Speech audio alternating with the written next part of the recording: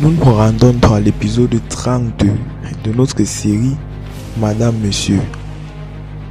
N'est-ce pas, voilà Miranda que Piola a négligé. Miranda est donc de retour. Voilà Miranda qui est là. La mère de Piolé. Moi vraiment, chef, j'apprécie le jeu de la mère de Piolé. J'apprécie vraiment ce qu'elle a fait. Parce que la mère de Piolé a amené Miranda, je pense, comme on l'a vu dans les épisodes précédents. Maintenant, Miranda s'est formée et désormais elle n'est plus illettrée. Elle est donc de retour. Et Piolé est étonné, il est dépassé. Parce que vraiment, il faut avouer que...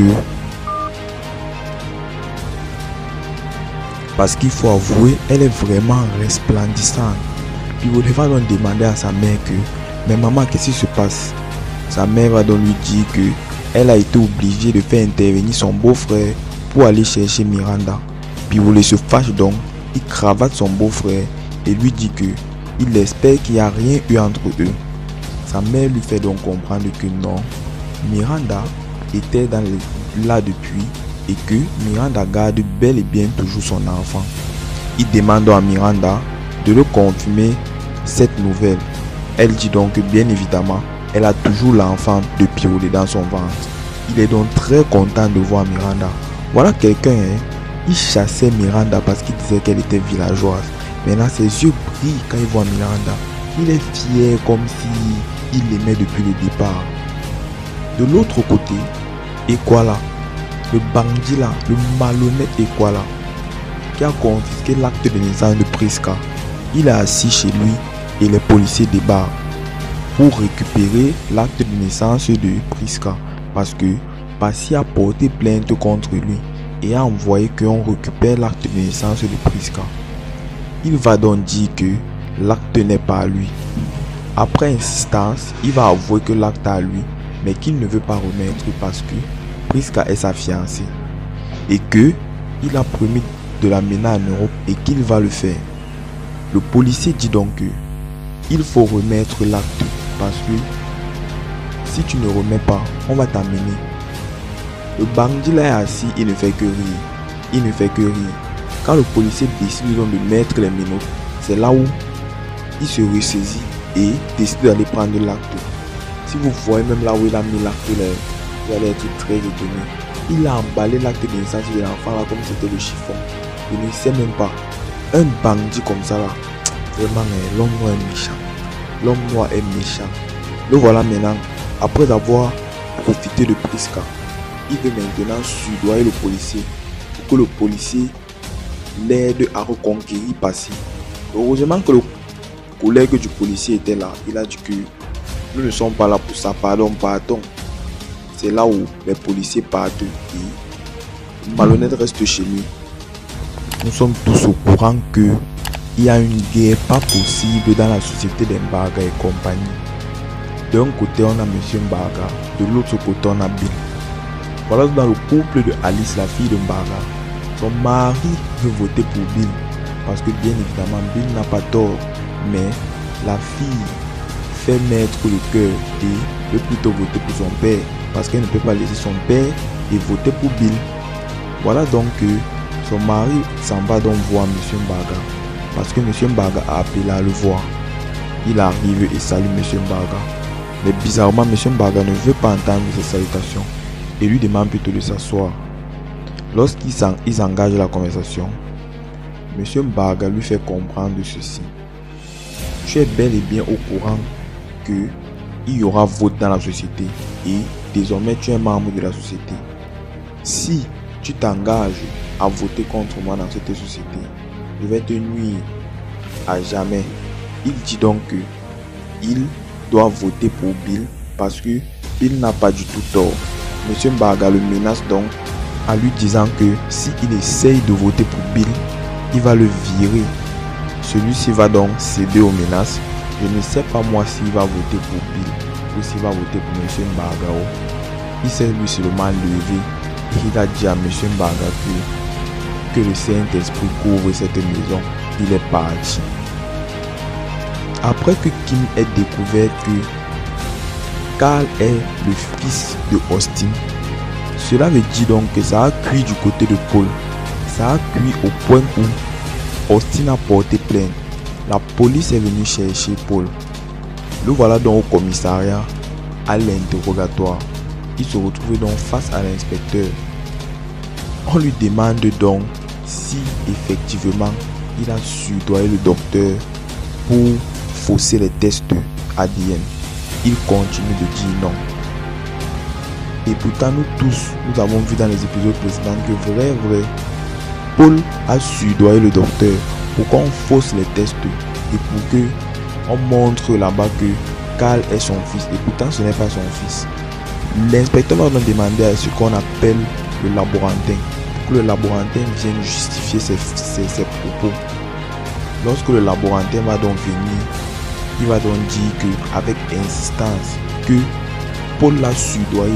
Paul lui a remis beaucoup d'argent pour qu'il fausse les tests ADN. Paul va donc rire. Comme il n'y a pas donc de preuves, même si c'était moi, cher fan, je vous dis, j'aurais nié.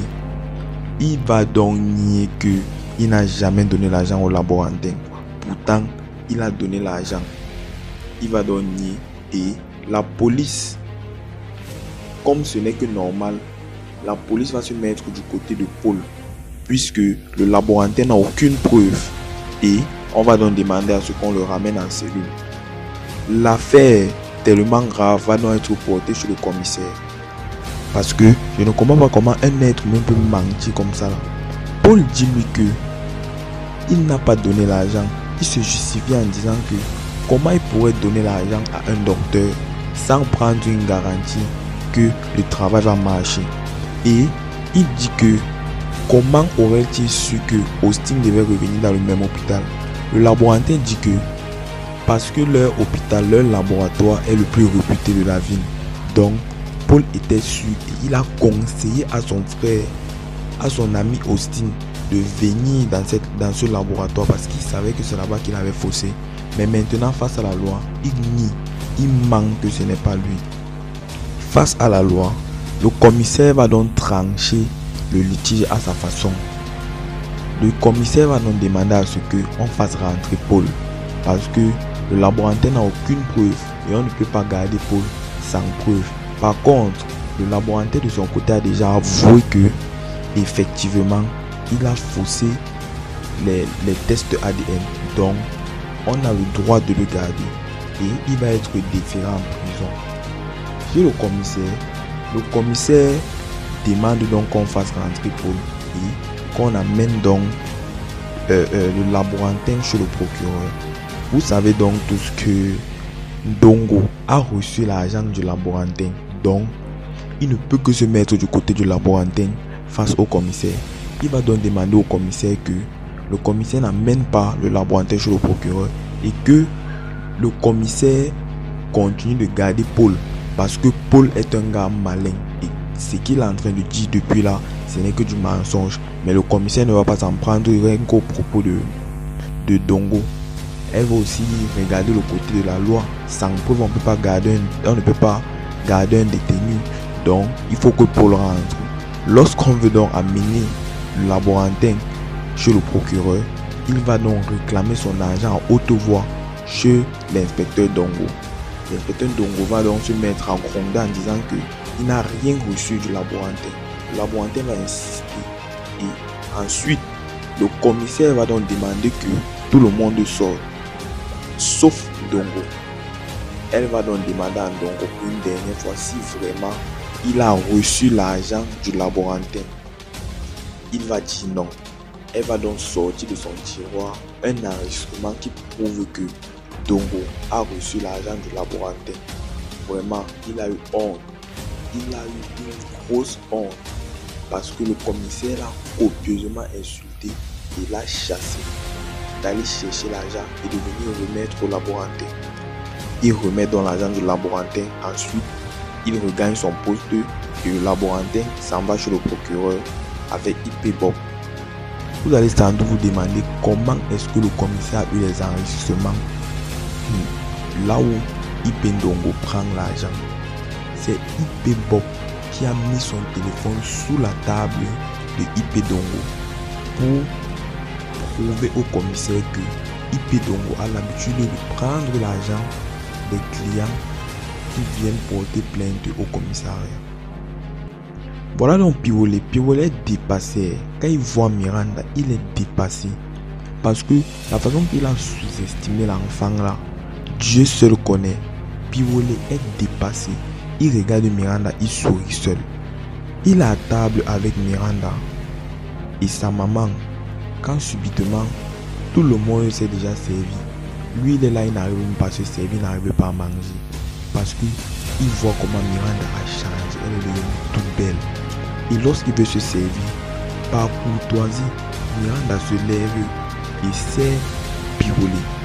Il est étonné. Lorsqu'il veut s'exprimer, elle lui dit donc que ce n'est pas poli de manger, de parler la bouche pleine. Il est dépassé, il sourit et elle lui dit de manger. Ensuite, ils vont parler d'autre chose parce qu'on ne parle pas en mangeant. Il se met donc à sourire et il demande à Miranda. Il demande donc des excuses à Miranda. Miranda lui dit donc, ce n'est pas la peine, il faut manger.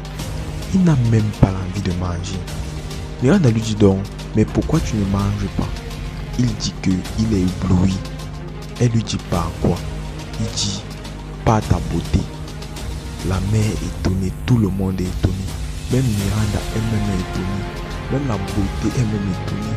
Parce que si on fait un flashback sur ce que le gars a fait à Miranda, moi-même je ne suis même pas d'accord pour qu'ils se remettent ensemble. Même pas un peu. Mais nous voilà donc très contents de la revoir. Il continue donc à manger. Et tout se passe très bien. Cette fille de Prisca a tout vécu dans sa vie. Tout genre. Là voilà donc que je Passy. Elle attend son acte de naissance. Passy vient et lui remet son acte de naissance. Elle dit merci à Passy. Passy lui dit donc que je sais que là où tu es, tu n'as même plus d'argent, ni pour te déplacer, ni pour faire quoi que ce soit.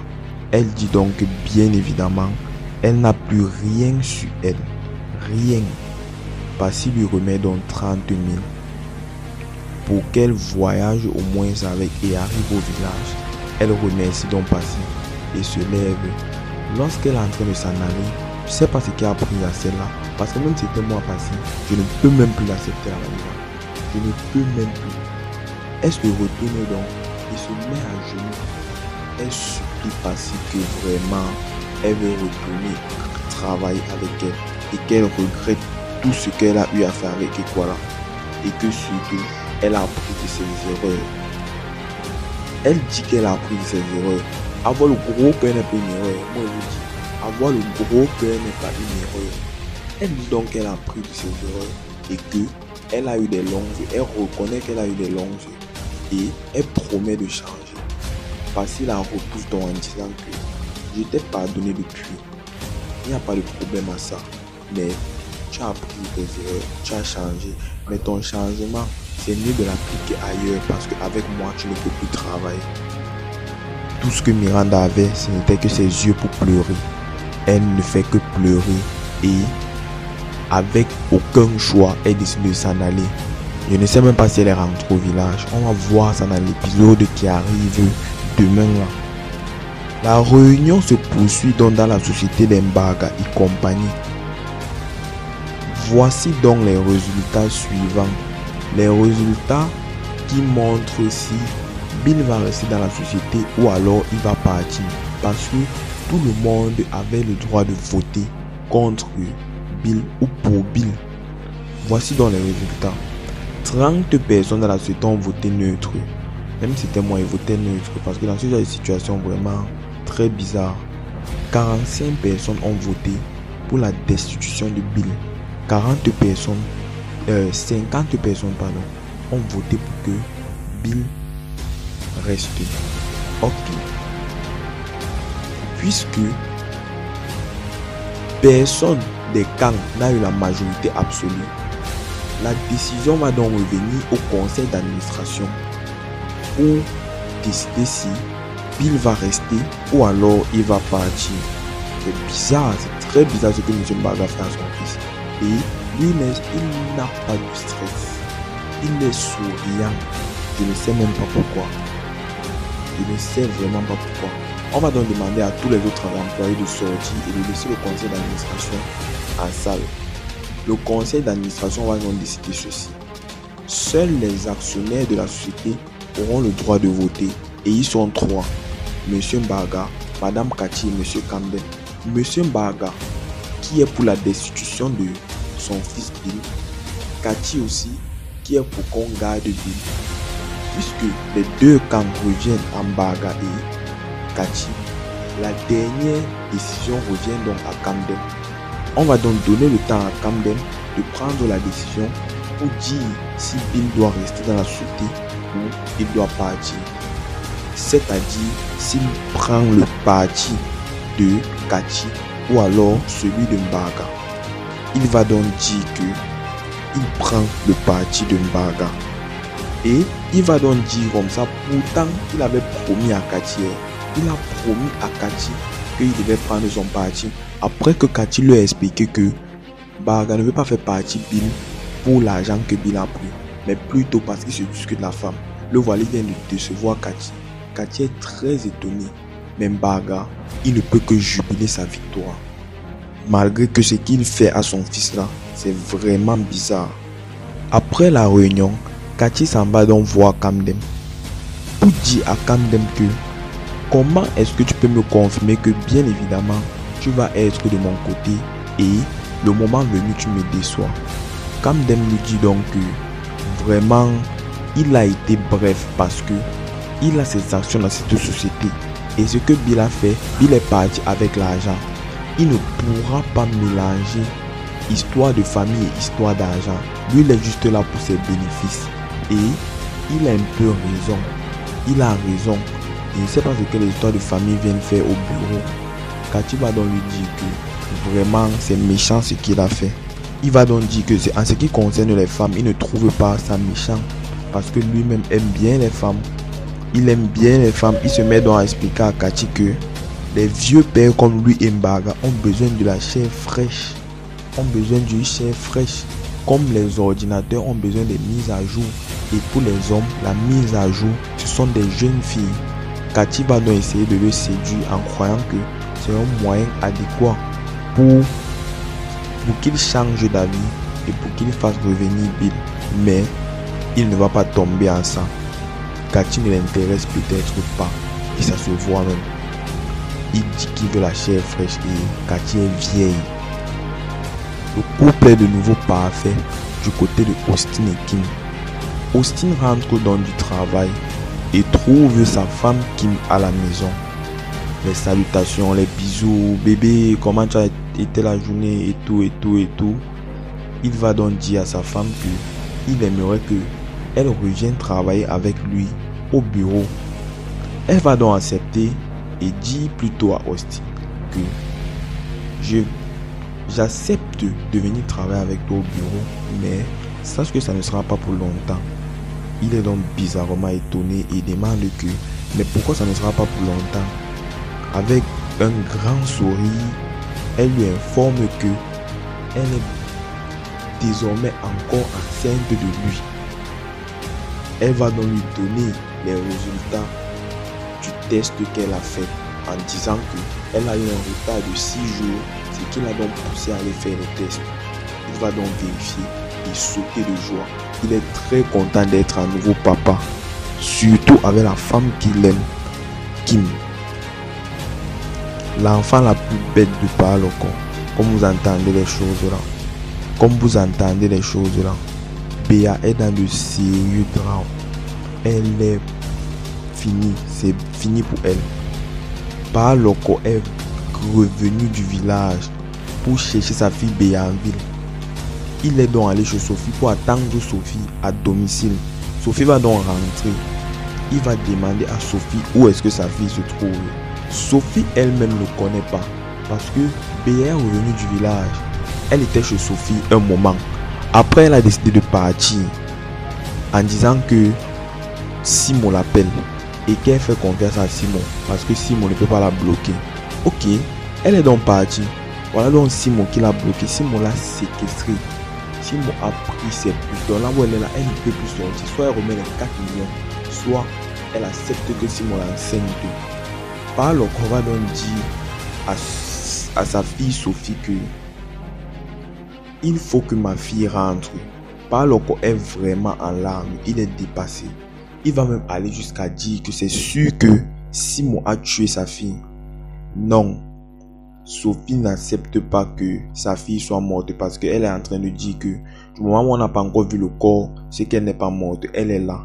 Par alors qu'on lui demande donc si elle connaît au moins sur la maison de Simon, mais elle connaissait parce qu'elle allait chez Simon, mais bizarrement la maison là où elle connaissait, il a déménagé de là-bas, il n'est plus là-bas.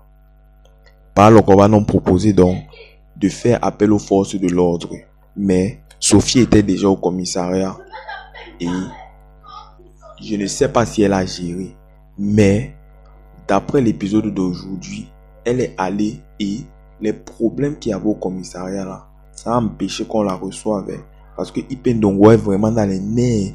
Il n'a même pas la tête à recevoir quelqu'un. Il peut tuer, surtout pour l'argent qu'il a raté là. Ce n'est pas facile vraiment. Voilà l'homme Béa qui n'est pas en train de rentrer à la maison. On ne sait pas ce que Simon a fait d'elle. Par alors que son père est en larmes, Sophie, sa soeur, est en larmes.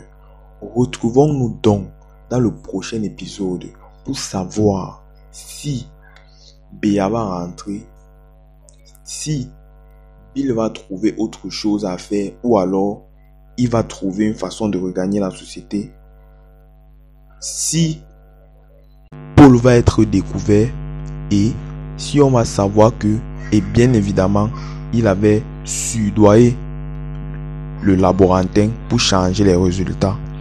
À plus pour plus d'épisodes et beaucoup de résumés de beaucoup de vos séries africaines. Merci d'avoir regardé cette vidéo et n'oubliez surtout pas de vous abonner et de cliquer sur la cloche de notification pour être informé en temps réel